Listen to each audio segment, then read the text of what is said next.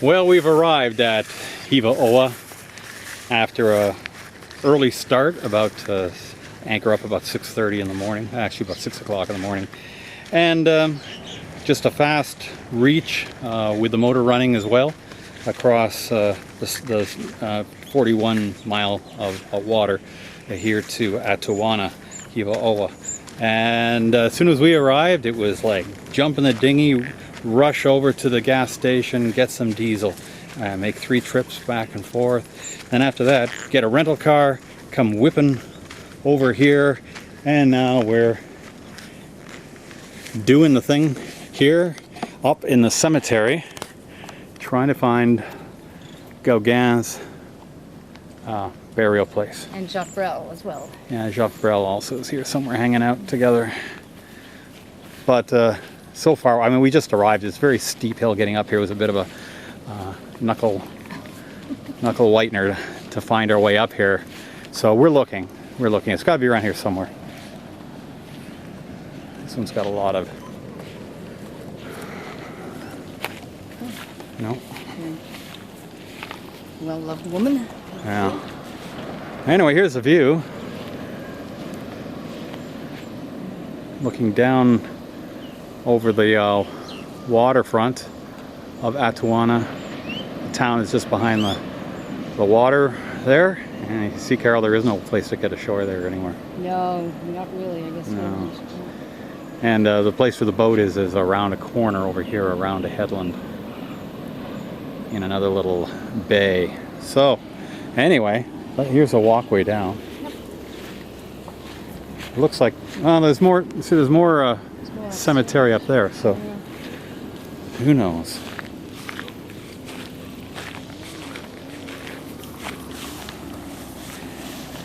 We may end up walking around a little bit. We thought there might be some signs or something. Well, I mean, we know he's in the cemetery, but that's all we can say. And we found Gauguin.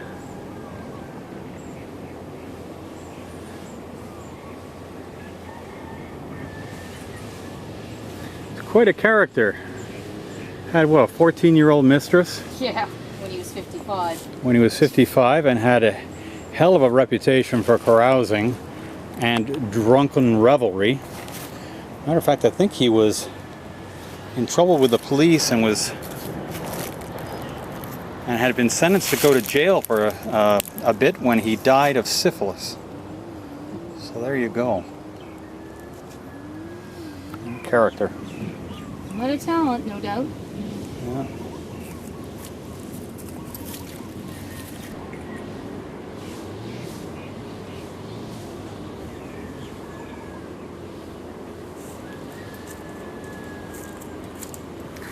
And it's just up here, actually at the south end of the cemetery.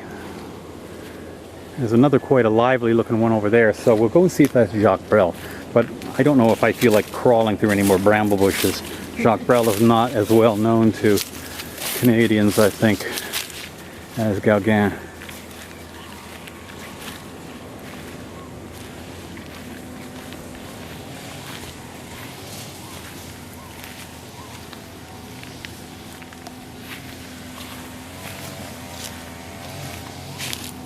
No, I guess not. Just somebody who still is gathering a lot of flowers.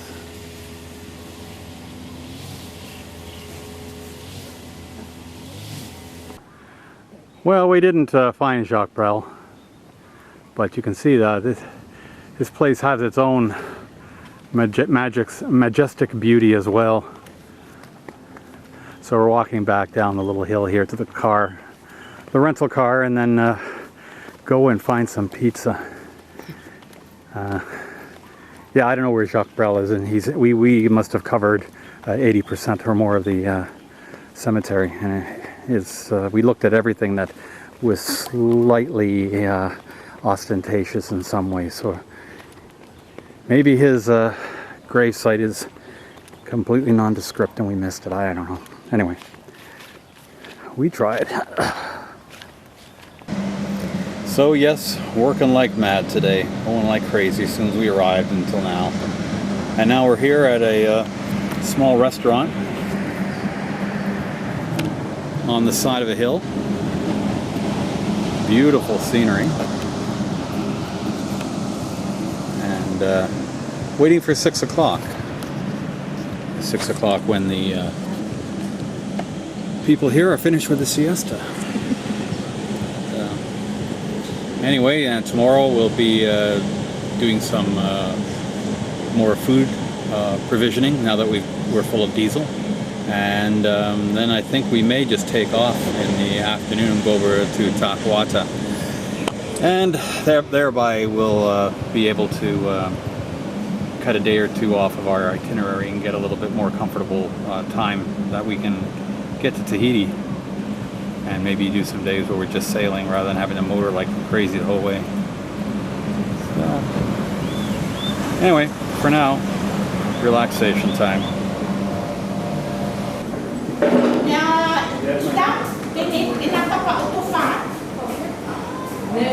Voilà, lui il est chambre 5, hein? Oui. Voilà. Et puis les deux autres là-bas, c'est bien, c'est bien. Carole. Faut pas mélanger, hein?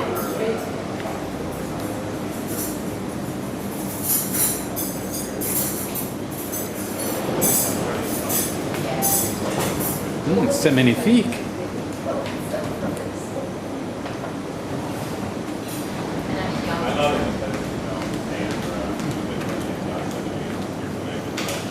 This is a friend that we've picked up off another boat.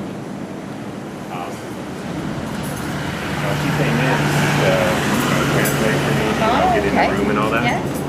And she quizzed me, you know, she's like, only one, no girlfriends, no nothing. You know. This is the waitress trying to figure out what the hell we're talking about. With our very Canadian French. Okay. Lui et moi, Canadiens, parlons un peu de français. Okay. So, deux verres de vin. Four total. Quatre vins. Oui. Une pizza. Une salade. Une salade. Et deux verres. De bière. Yeah. Yes. Okay.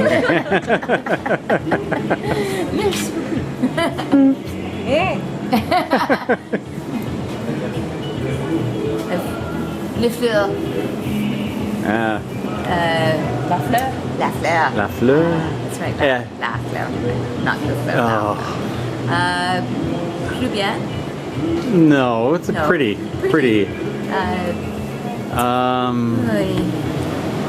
Not bad. See, nous pensons en espagnol porque viaje de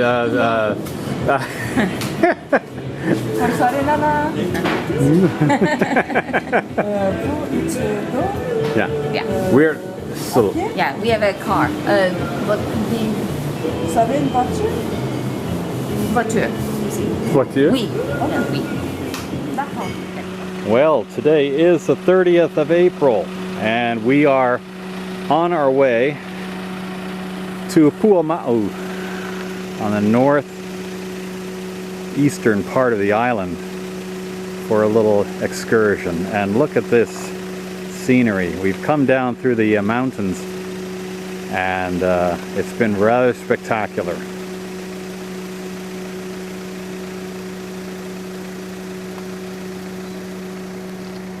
As you can see, the road at this point is basically just a one vehicle dirt track, but we were quite sure we're going the right way.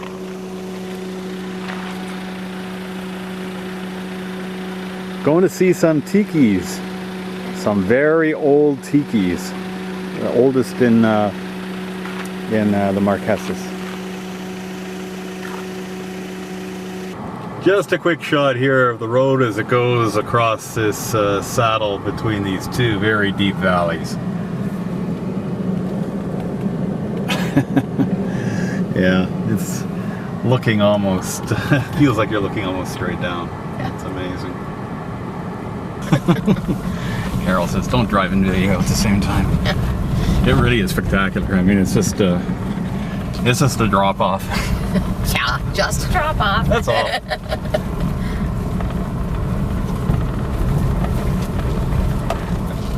On the way down, two-wheel drive is okay, but on the way up, definitely I'm doing four-wheel drive because we'd be spinning our wheels at points.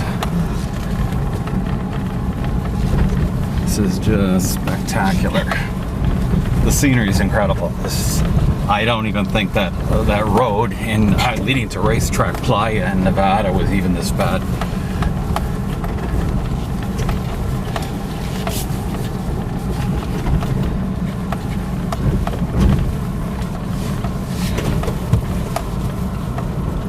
Pretty spectacular, and when I was filming back there, you know, we weren't even at the top of the mountain. We were about halfway up, so it's just incredible.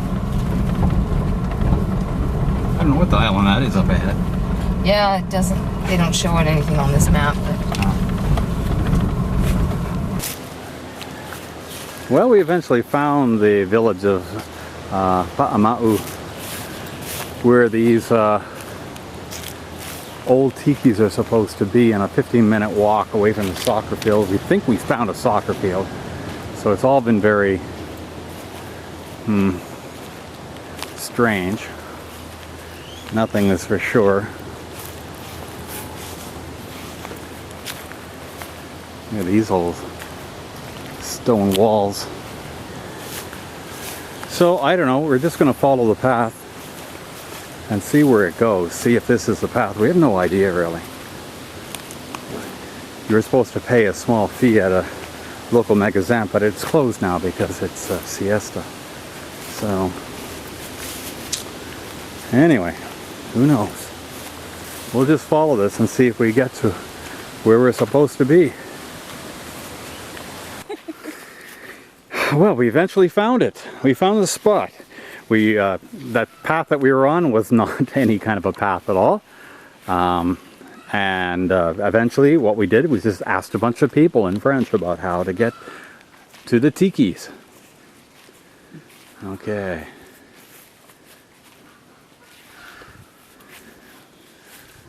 No dogs. Don't walk on the pai. Don't touch the Tikis because they're fragile. Respect. Okay, very cool. Me ai Lipona.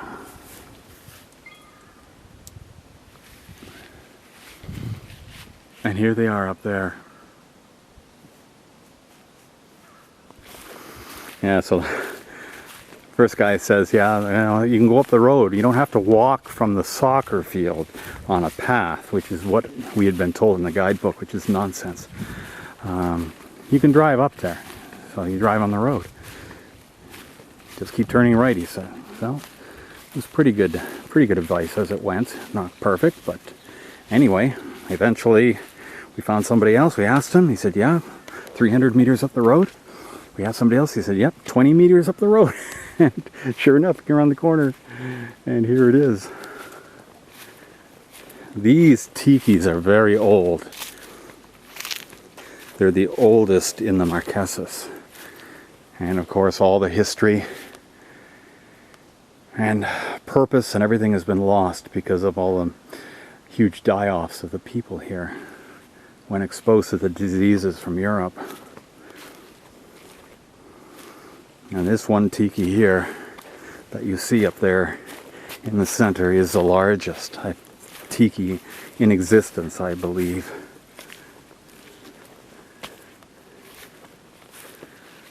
Now there's the headless one that we heard about. Guy's got 6 fingers on each hand and he's headless. And then there's the big guy there. I'm not sure what that one was.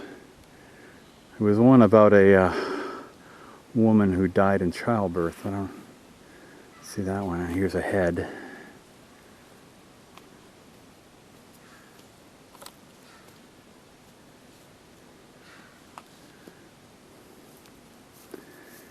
And the way he's holding his hands there, that guy, that's very reminiscent of the Rapa Nui, Easter Island figures. They also had their hands in the same way.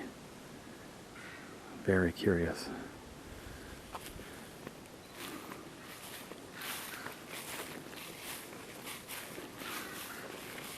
These are still considered sacred, so they don't want you climbing on them and stuff, or walking up there, keeping off them on marae.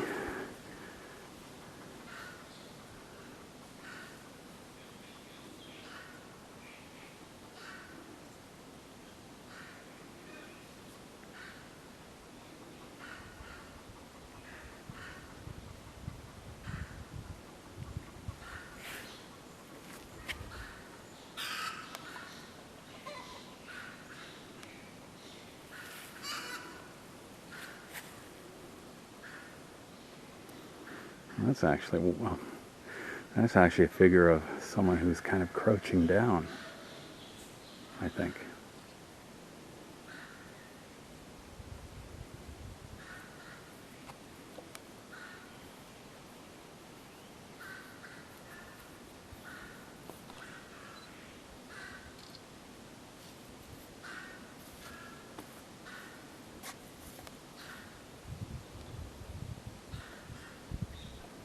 And some of the lesser figures on this marae.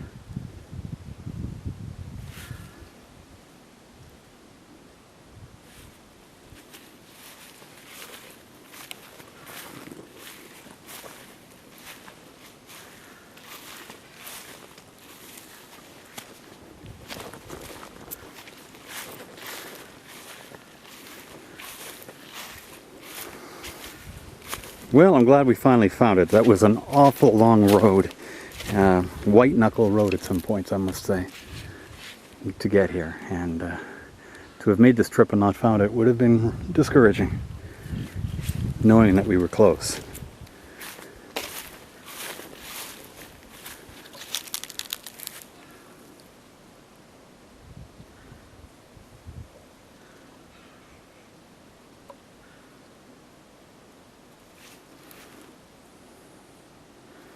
Really a lot of hints of some grand structure here that's basically just come apart in time.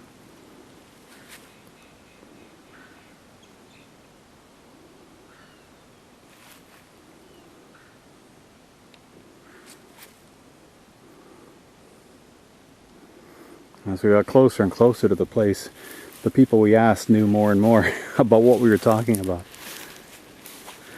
And when you're farther away from it, there's a little more confusion about what these tikis are that we wanted to see.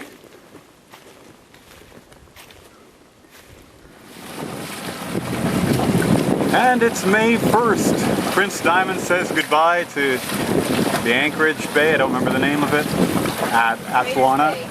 Well, yes. The larger bay is known as Traders Bay.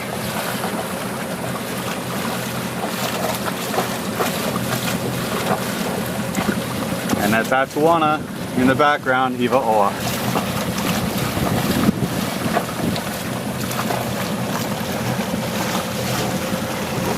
We're just motoring a short distance to Tahuata, where we'll stay one night before heading off for Tahiti.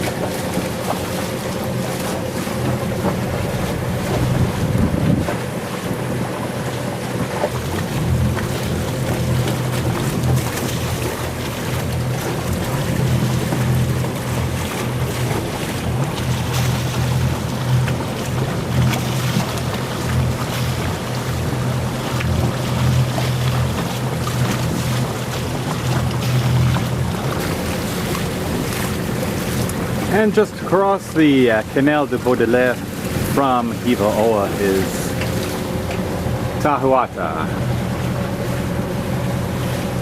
That's our next destination island. Hana Moanoa Bay is just around the corner, not too far. We'll be in there in an hour or so. And this is Hana Moanoa Bay. I can't say that it really impressed me visually. It's pretty enough. There's certainly no place to go here. There's no paths leading back from the beach. There's a couple of thatched huts there with barbed wire around them, that sort of thing. So really not much to see here. Seeing a lot of the same boats in this spot that we've been seeing all along the way.